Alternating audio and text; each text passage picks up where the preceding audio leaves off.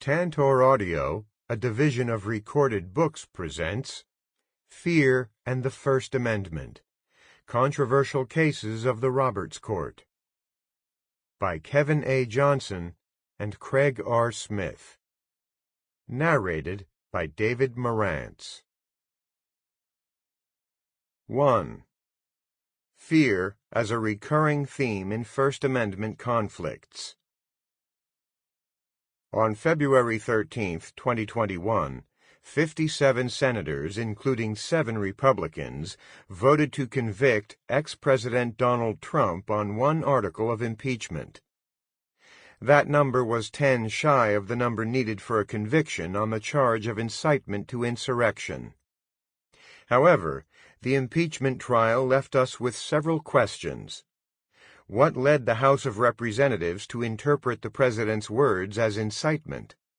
Can other legal entities prosecute the President for incitement? By the time all the votes were counted in the 2020 presidential election, it was clear that this had been an election like no other. Former Vice President Joe Biden received more votes than any presidential candidate in history. However, President Trump received the second most votes of any candidate in history. The fact that Trump ran about 7 million votes ahead of his 2016 vote count and still lost led Trump followers to believe that the election had been rigged. This conspiracy theory was promoted by Trump with help from social media outlets and even some cable commentary programs.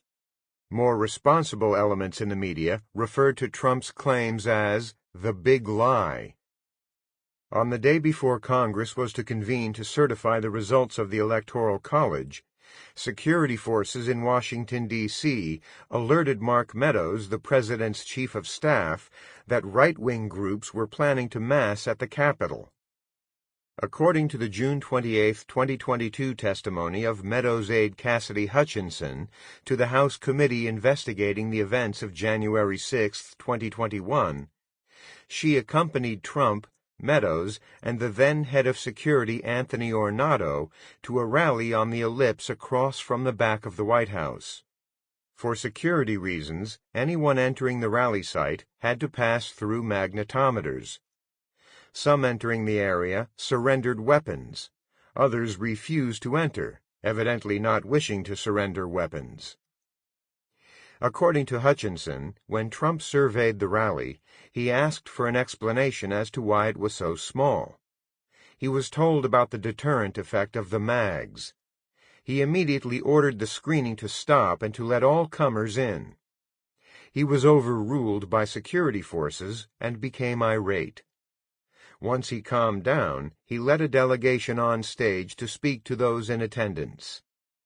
Addressing demonstrators, Rudy Giuliani and Donald Trump Jr. preceded the president, firing up the mob and thus establishing a context for the president's remarks. A short film was screened. It purported to identify the enemies of the president, Joe Biden, Nancy Pelosi, and Chuck Schumer, touted the lost cause, and then filled the screen with one word: fear. Trump then emerged and urged his followers to march on the Capitol peaceably. According to Hutchinson, Trump insisted on being taken to the Capitol. Ornato told him it was too dangerous. The House committee heard Washington, D.C. police radios describing armed demonstrators, some with AR-15s. Once in his secure SUV, Trump again insisted on going to the Capitol. Hutchinson testified that Ornato told her that Trump grabbed the wheel of the SUV but was disengaged from it by Secret Service agent Bobby Engel. Trump then lunged at Engel. What is clear is that Trump knew at that juncture that a dangerous demonstration was underway and that he wanted to attend it.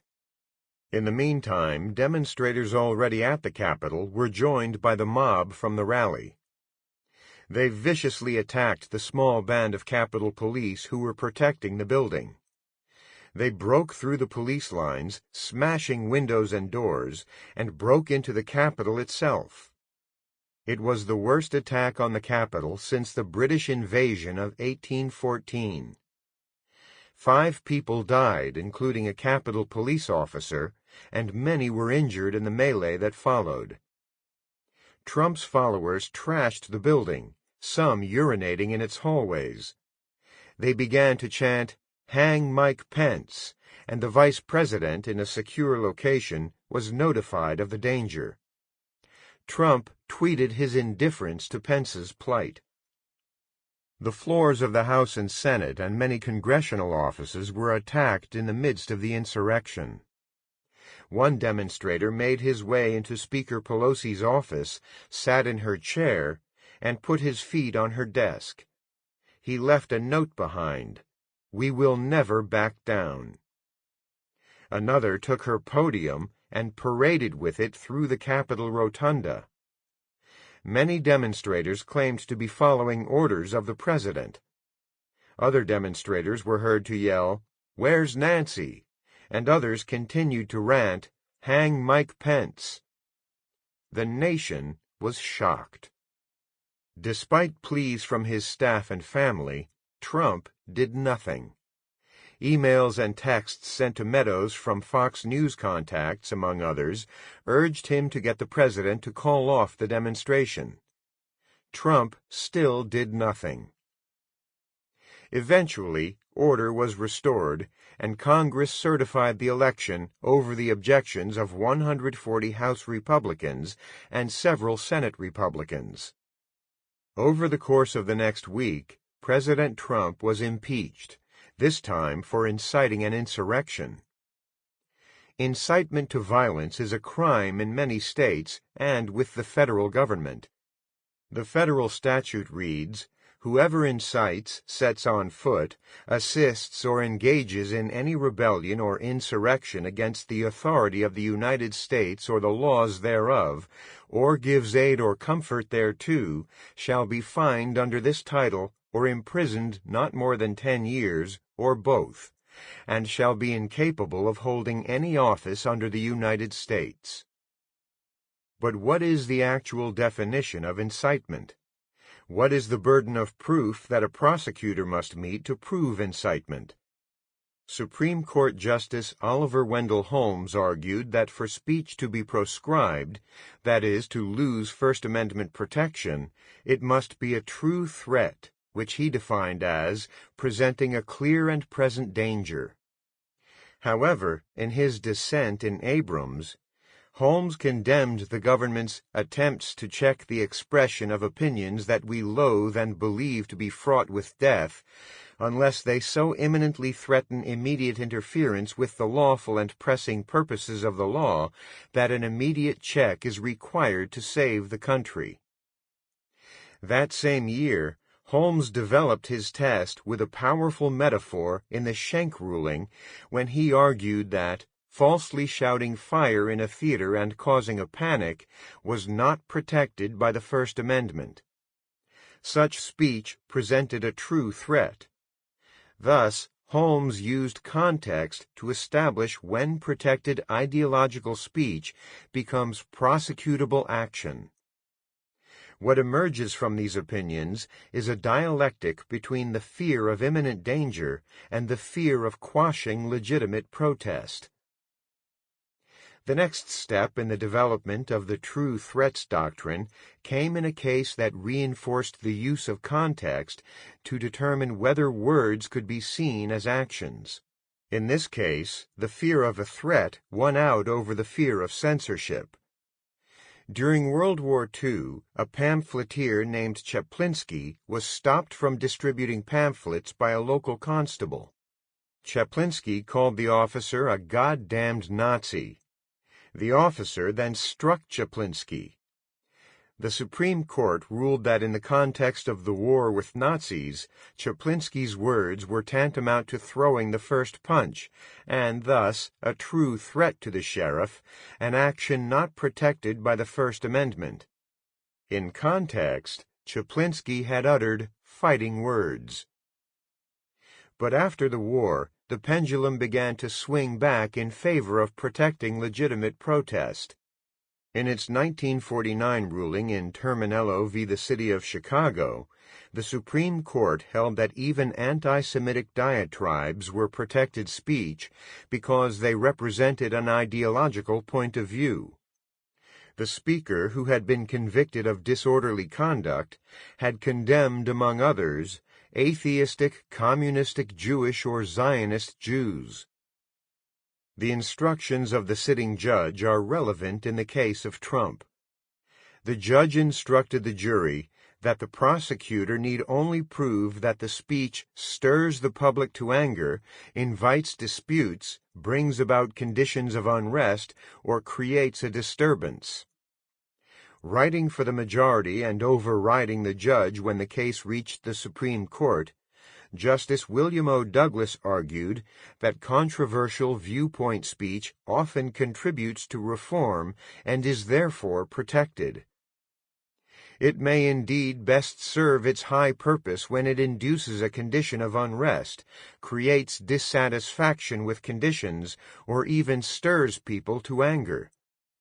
Speech is often provocative and challenging.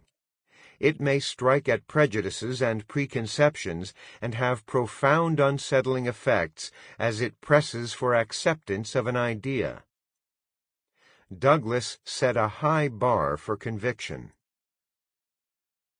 In 1969, the Supreme Court went even further when it returned to the question of incitement and issued a definitive ruling in the case of Brandenburg v. Ohio. Clarence Brandenburg advocated violence against black people and Jewish people at an Ohio gathering of the Ku Klux Klan, of which he was an official. Standing by a burning cross, he said, "If our President, our Congress, our Supreme Court continues to suppress the white Caucasian race, it's possible that there might have to be some revengeance taken. Personally, I believe the N-word should be returned to Africa, the Jew returned to Israel." In this oft-cited precedent, the Supreme Court operationalized true threat concept. The communication must cause endangerment against specific persons, be directed to inciting or producing imminent lawless action, and be likely to produce such action. Again, the Supreme Court feared suppressing an ideological point of view that was not imminent enough or specific enough to be deemed criminal action. And that brings us back to the case of Trump. First, in his context, the president was more specific in singling out targets than was Brandenburg. He mentioned Republicans in Congress and the vice president. Trump warned his vice president to do the right thing. The context was reinforced when Donald Trump Jr. said they were coming for those members of Congress who would vote to uphold the Electoral College. Second, the action urged was clearly feasible and imminent.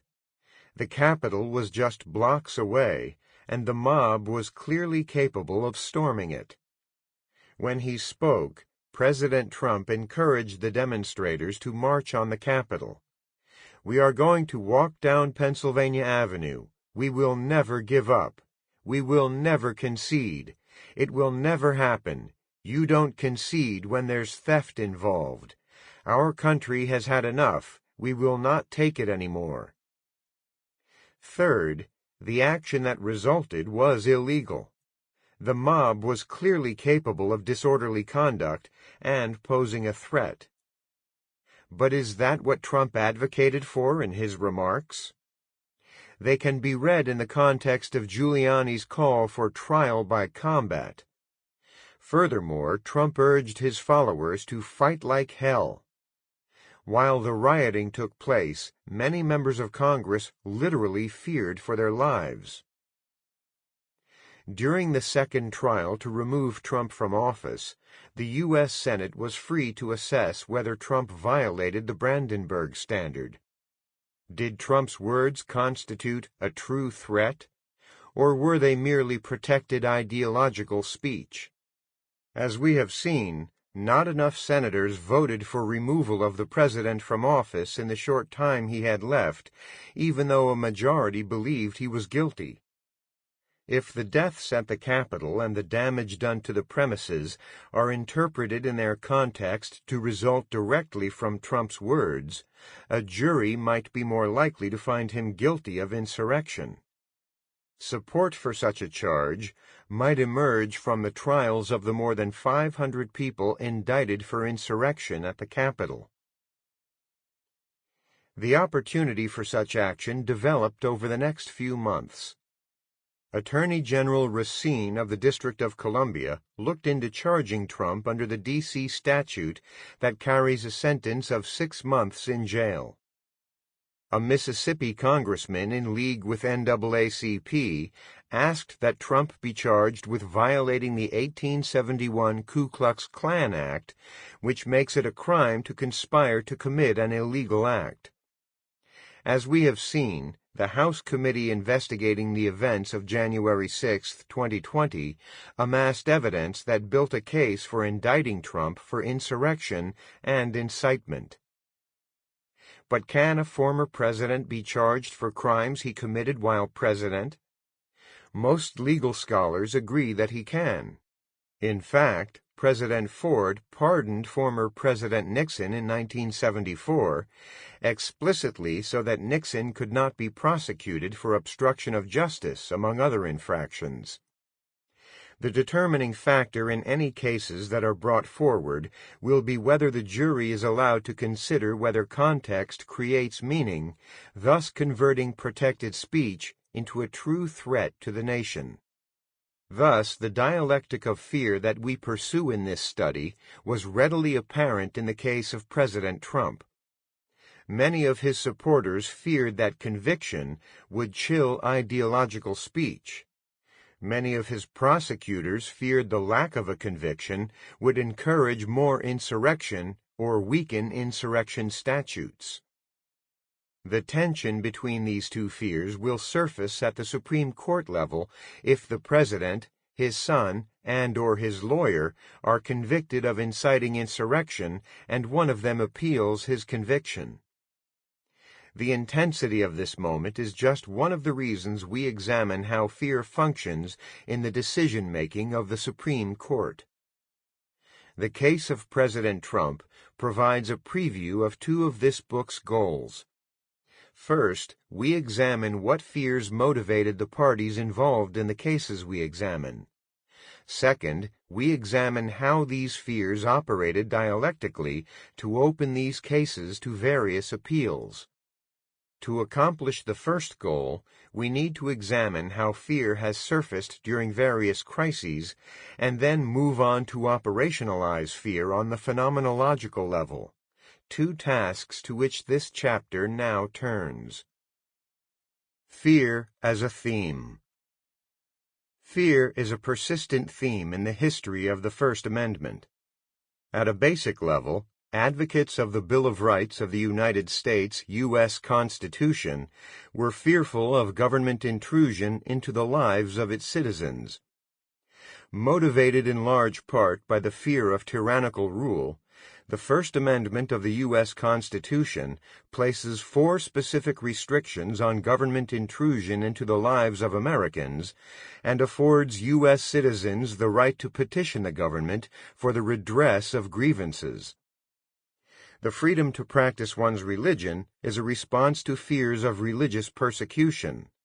The freedom to speak is a response to fears that opposing viewpoints will be silenced, a fundamental element of the most tyrannical governments throughout history.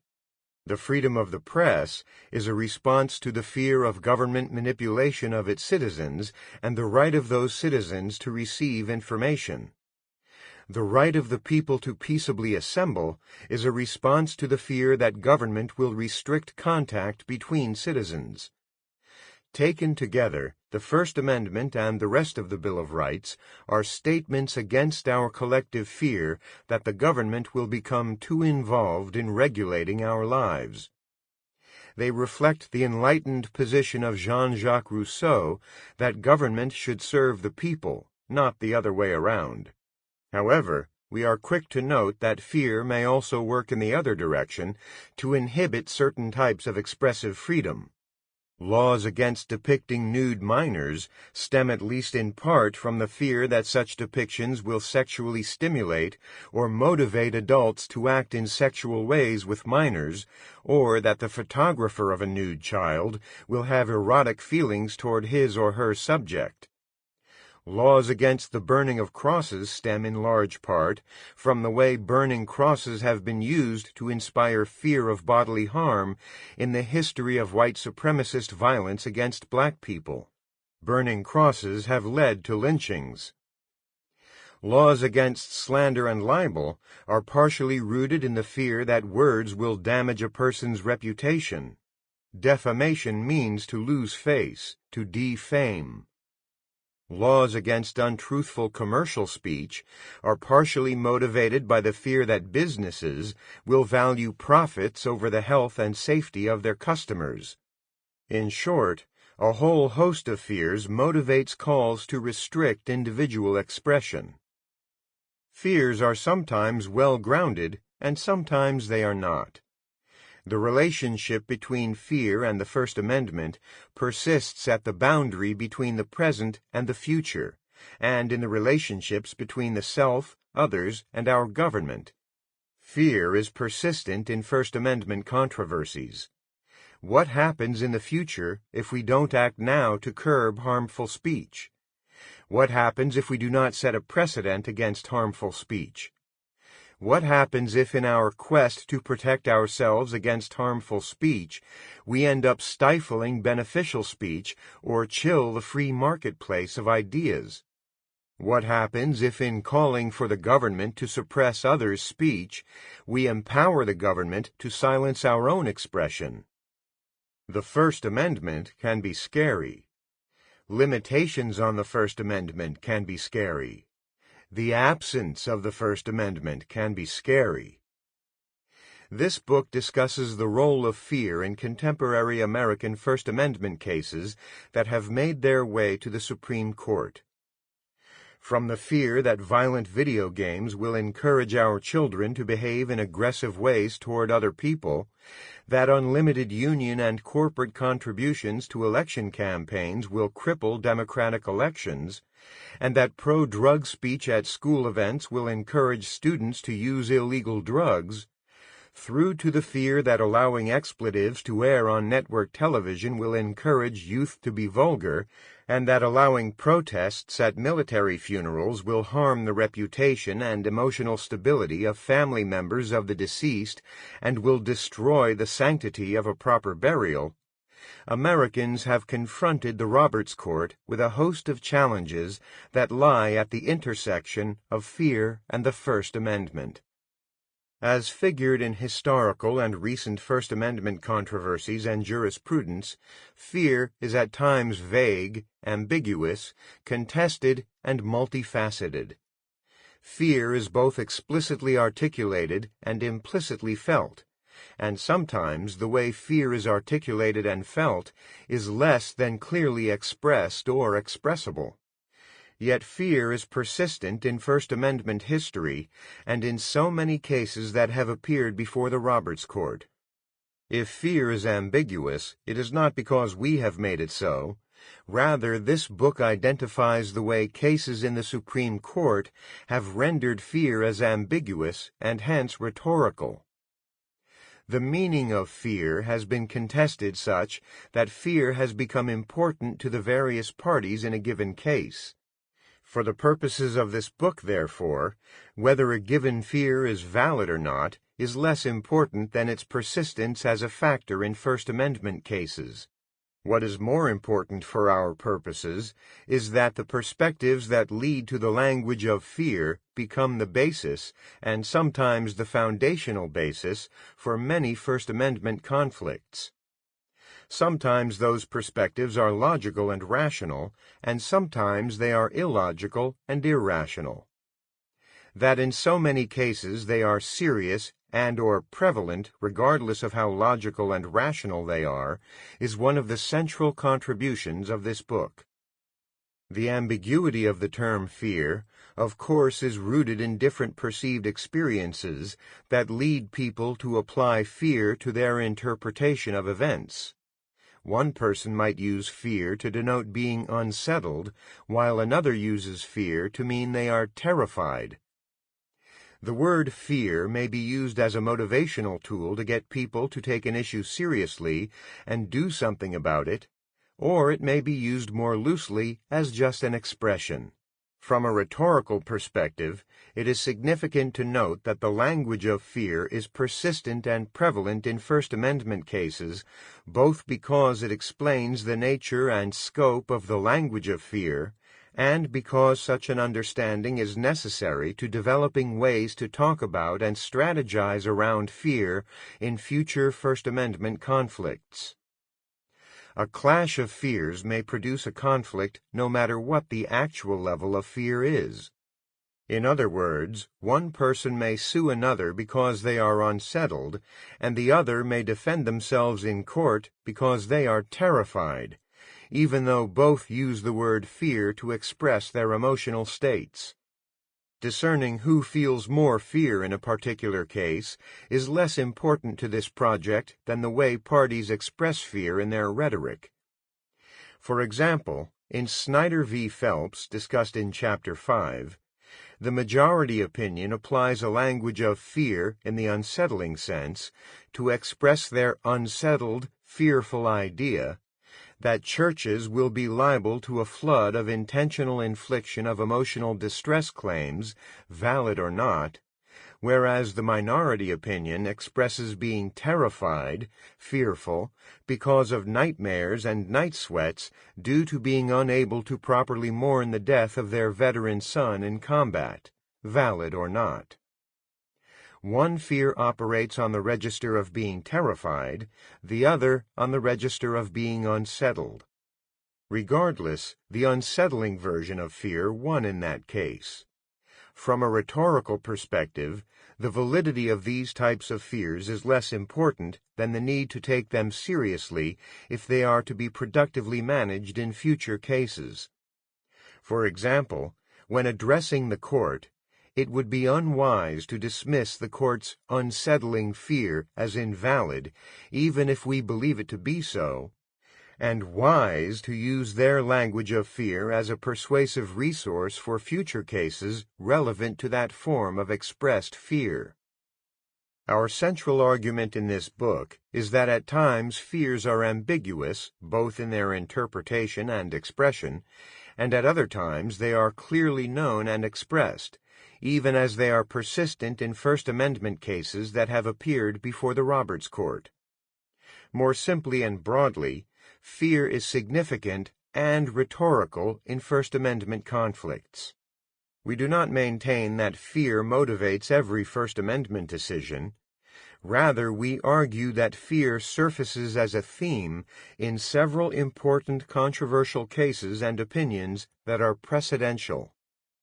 Furthermore, critics who study and attend to First Amendment controversies may offer particular insights by examining the role of fear as the reconstituted Roberts Court is confronted with new challenges. Such an examination may also provide advocates before the Supreme Court with a way to frame their arguments more persuasively and to counter fear appeals from the other side more effectively. Before analyzing the cases in this study, we provide a context for the relationship between fear and the First Amendment. We approach this account in two ways. First, we provide a chronological historical account of the role fear has played in challenges to the First Amendment throughout significant eras in American history. Second, we provide a topical account by examining the role of fear in significant First Amendment issues. After providing context, we advance a framework for understanding the complexities of fear as a philosophical category. Fear and the First Amendment's evolution. Fear is a prominent factor in the evolution of the First Amendment. In the tumultuous ratification debates, anti-federalists resisted the adoption of the Constitution without an accompanying Bill of Rights to limit the federal government's intrusion into the lives of its citizens. At the heart of this resistance was the fear that government would inhibit the creative thinking and speaking of its citizens.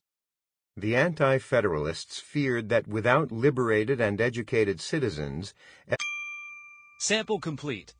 Ready to continue?